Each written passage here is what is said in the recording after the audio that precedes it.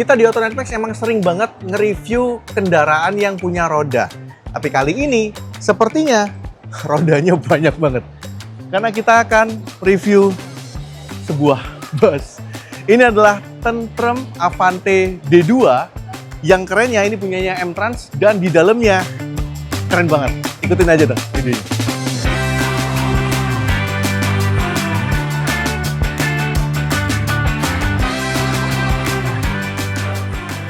Halo guys, welcome back to Auto Netmax. Satria Katana di sini, dan kali ini memang tidak seperti biasanya.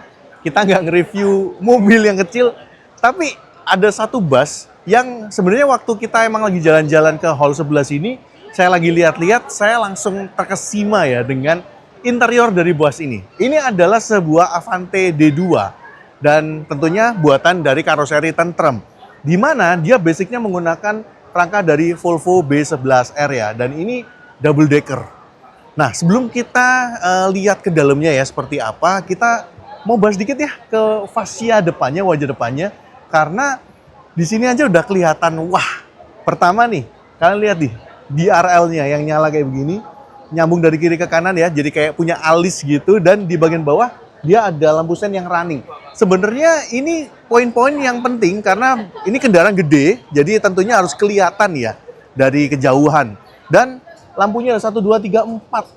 Gila, ada 4 cube projector gitu ya, masing-masing kiri dan kanan. Tentunya secara pencahayaan harusnya dia udah jauh lebih dari cukup. Apalagi biasanya kendaraan kayak begini kan perjalanannya kadang bisa sampai lewat malam gitu ya. Berangkatnya malam, sampainya subuh kadang gitu. Bahkan betul-betul di sini juga kelihatan bagus dengan logonya Tentrem di sini. Ada tulisan Tentrem bagian sini ya. Dan by the way, unit showing ini punyanya M-Trans, nah, PO M-Trans ya.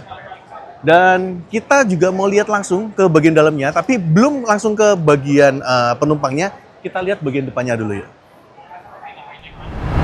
Dan bagian depan sini langsung kelihatannya nggak mau kalah sama kulkas 2 pintu. Bis ini juga punya 2 pintu di bagian depannya yang ngebuka ke depan dan ke belakang seperti ini, nge-slide kayak semacam kayak butterfly door atau suicide door gitu ya. Dan di bagian depan ini biasanya umumnya kan cuma supir sama satu kru nih. Kadang krunya juga kursinya nggak kayak begini, tapi di sini di bagian depannya ada 1, 2, 3 kursi buat krunya. Jadi mungkin kita bisa lihat langsung ya, duduk di sini aja. Kernet kali ya yang duduk sini, atau semacam mungkin supir pengganti gitu ya, supir cadangan. Dan di belakangnya sini bisa duduk untuk si pramuniaganya gitu ya. Kadang yang kan tetap ada kayak pramugaranya gitu ya, yang membantu selama perjalanan. Ini bisa duduk di sini nih. Dan tentunya di bagian depan sini ada kokpitnya ya. Ini basisnya Volvo B11R, kalian bisa lihat di sini. Nanti kita akan cantumin untuk spesifikasinya juga. Dan di sini juga ada head unit yang udah pakai layar. Ada tombol-tombol yang tentunya kita sangat tidak familiar, tapi di sini ada beberapa tombol untuk lampu dan juga untuk buka pintu dan sebagainya, bisa diakses semua dari sini. Jadi peran dari supir di sini krusial banget ya. Gila, ini ngafalin tombolnya banyak banget loh.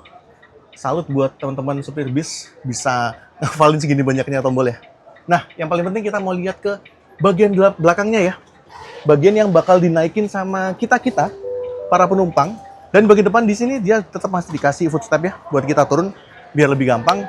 Dan kita mau langsung masuk ke dalam ya. Oke, sekarang kita masuk ya ke bagian dalam.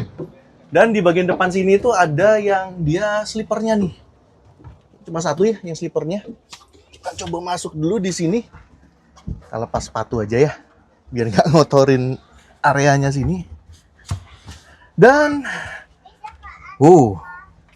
area slipernya ini lumayan. Tapi saya notice ini agak ini ya, headroomnya agak kurang. Jadi mungkin kita harus agak rebahin dikit gini kalau mau lebih enak di slipernya. Ada lampu, ada lower AC juga di sini, dan di sini juga masih ada tempat penyimpanan, tempat handphone juga, dan tentunya masih ada layar ya di sini. Apa bilangnya, audio video on demand, AVOD ya.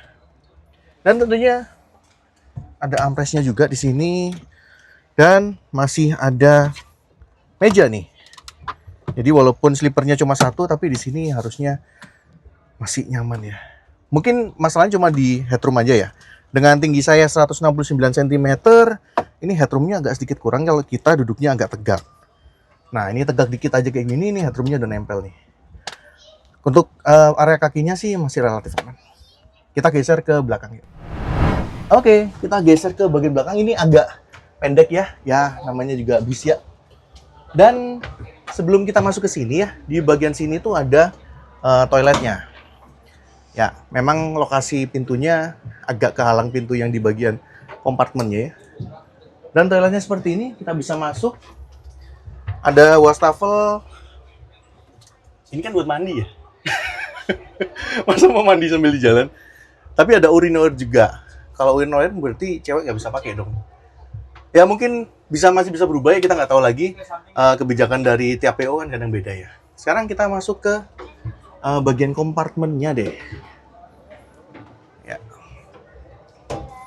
Kita tutup dulu. Kita masuk ke area kompartemennya dan di sini ada nama-namanya, ada Padma, ada Wijaya, ada Santi, ada Lokananta. Nah, kita coba duduk yang sebelah sini yuk. Oke. Ini area kompartemennya ya. Dan kalau dibuka full segini, untuk duduk enak banget ya. Ini enak banget loh. Kursinya ada headrestnya gini, enak. Ada armrestnya. Walaupun memang kesannya antara kursi sama temboknya ini, antara kursi sama kompartemennya ini agak mepet. Tapi ini tetap masih lebih dari cukup. Dan tentunya ini juga kursinya bisa di recline ya. Bisa duduknya tegak begini. Atau ngerebah sekalian. Dan di bagian bawah juga dia ada untuk leg rest-nya. Bahkan ini bisa kita naikin nih, leg rest yang bagian tengahnya. Nanti dibikin jadi nyambung gitu ya. Ya, seperti ini. Overall, kalau dibanding yang sleeper, malah saya cenderung lebih suka yang ini. Karena headroom-nya gede banget ya. Lampu di atas juga ada. Legroom-nya sih ngepas kalau saya. Tapi ini tetap jauh lebih enak, jauh lebih nyaman. Nggak claustrophobic gitu.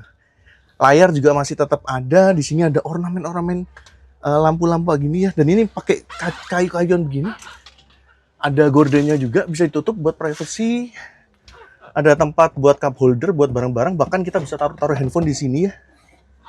Dan di sini tetap dia ada untuk si mejanya. Ya, meja seperti ini. Ya, seperti itu. Sebelah kanan ada tombol-tombol, ada USB juga di sini, dan ini buat kayak ngembaliin ke posisi awal gitu ya. Tinggal pencet satu tombol aja, dia langsung balik ke posisi awalnya. Dan tadi untuk nyalamatin lampunya di sini ya. Kalau lampu yang strip-strip ini dia ngikut ke mesin mobilnya atau ke mobilnya atau ke busnya ya lebih tepatnya. Dan masih ada lover AC juga di bagian atas. Lalu di bagian belakang dia ada kompartemen lagi nih. Yang dia bisa buat nyimpen-nyimpen barang-barang yang lebih kecil gitu ya. Seperti ini. Materialnya atas itu ada fabric-fabricnya juga. Keren ya. Ternyata bis di Indonesia sekarang bisa sampai sebagus ini. Job, kita mau sambil lihat ya ke bagian atas. Tapi sebelum itu saya juga mau tunjukin ke kalian. Kalau di bagian belakang ini ada kayak mini pantry gitu ya. Jadi kalian kalau lagi perjalanan jauh, kalian bisa sambil bikin-bikin teh atau pop mie dan sebagainya gitu. Nah, di sini ada kayak tempat air panas. Ada logonya M-Trans dan CCTV-nya banyak banget. Nah, dengan tinggi saya 169 ini di bagian bawah ini masih lumayan oke loh. Maksudnya kepala saya tuh nggak sampai nyentuh si atapnya. Atapnya juga banyak lampunya kayak gini. Oke, kita naik ke atasnya. Oke, sekarang kita naik ke atas ya. Dikasih pegangan seperti ini. Memang nggak terlalu luas, tapi masih oke. Kita bisa naik dengan mudah. Dan kita langsung dikasih di sini ada mini pantry lagi. Dengan, ini sebenarnya langsung ada airnya di bagian bawah ya. Jadi kayak ada dispenser gitu, bisa taruh-taruh barang. Dan sini buat air panas juga.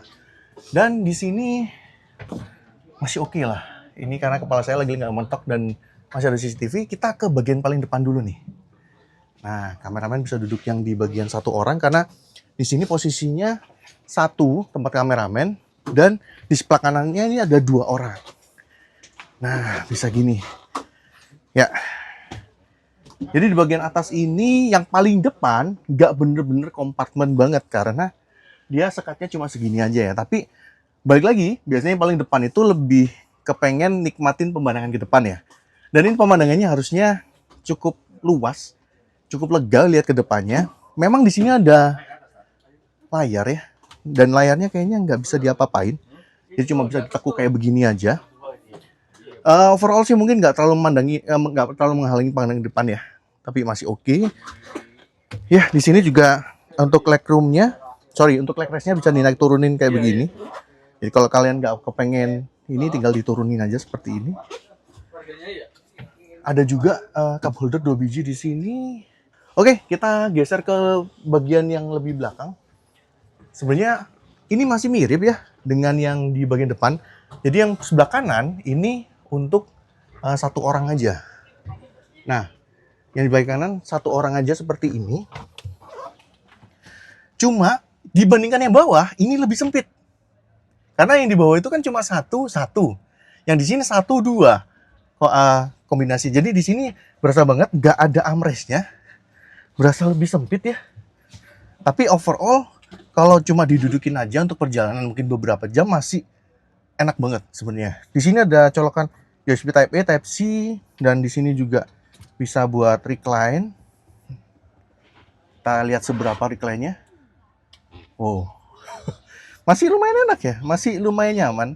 Dan kameramen, saya lihat satu yang menarik. Lihat deh kisi AC-nya.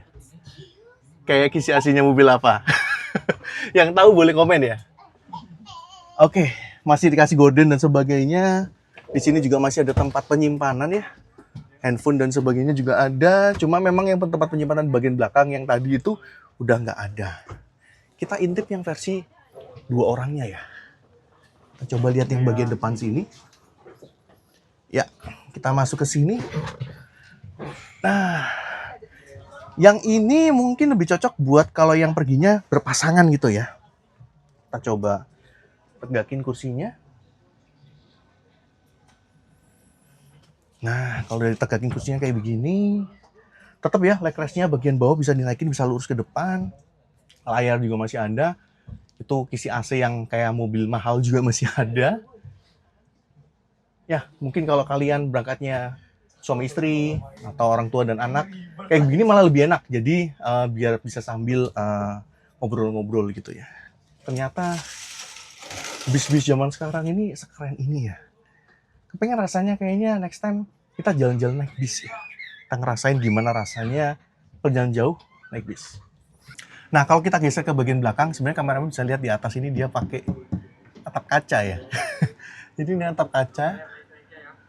Lumayan ya, mungkin kalau siang-siang jadi kesannya lebih lega juga. Jadi nggak langsung mentok lampu gitu. Dan di bagian paling belakang ada AC standing. Nggak, kayaknya ini AC standing cuma buat selama pameran kali ya. Biar yang lihat-lihatin nggak kepanasan. Tapi di bagian belakang sini, kameramen bisa lihat ini kayaknya tempat buat kru ya. Nah, mungkin kalau ada krunya lagi banyak hari ini bisa sambil duduk di sini ya. Saya kira tadi tempat buat ngerokok bisa dibuka gitu ya. Ternyata bukan. Ini kayaknya tempat kru aja buat kru yang lagi pengen makan atau something gitu ya. Pengen istirahat atau gimana. Ini bisa di sini. Belakang ini ada ruang lagi tapi mungkin lebih tepatnya kayak ruang barang ya. Yang tahu boleh komen deh belakang ini ruang apa deh. Ya, seperti itu. Overall emang masih keren banget bis ini. Oke, jadi kita udah lihat ya mulai dari lower deck-nya sampai upper deck-nya. Secara umum bis ini menggunakan basis dari Volvo B11R ya, di mana dia panjangnya 14,5 meter, lebarnya 2,5 meter dan tingginya 4,1 meter. Dan Volvo B11R ini kan dia menggunakan tenaga sampai 450 HP dengan emisinya sudah Euro 5. Nah, secara keseluruhan sebenarnya bis ini di lower deck-nya dia ada satu untuk priority seat gitu ya, yang tadi bagian sleeper-nya. Lalu ada 4 kayak semacam extra seat gitu. Dan untuk kompartemennya yang di bawah tadi yang lega itu juga ada 4. Sedangkan untuk kompartemen yang bagian atas yang 21 itu totalnya ada 20. Bisa 20 orang gitu ya. Overall kayaknya menarik ya kalau buat road trip gitu ya. Mungkin opsi buat kalian yang nggak kepengen naik pesawat, nggak kepengen naik kereta gitu ya, dan jalurnya ada, ini jadi opsi yang menarik. Apalagi M-Trans kan juga salah satu terkenalnya rutenya ke Bali. Kalau ke Bali, liburan, naik kendaraan kayak begini ini enak banget harusnya. Oke, kayaknya itu aja dari Otonet Max kali ini. Thank you buat teman-teman yang sudah nonton sampai akhir. Kalau kalian suka boleh like, share teman-teman kalian, komen juga di bawah para busmania.